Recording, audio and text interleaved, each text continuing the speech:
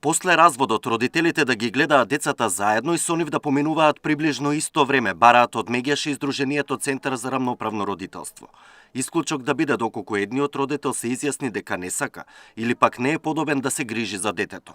Тие имаат подготвено и предлог за измени на законот за семејство, бидејќи се засегнати околу 20.000 деца.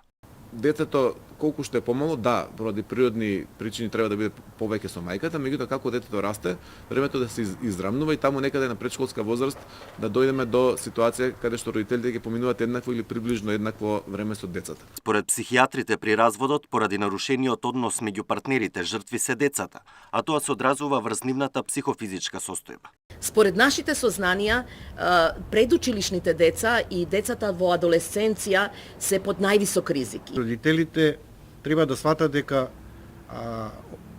ако се соучесници во намерно системско отуѓување на детето од вториот родител, го повредуваат детето. Невладините организации предлагаат измени во начинот на пресметување на алиментацијата.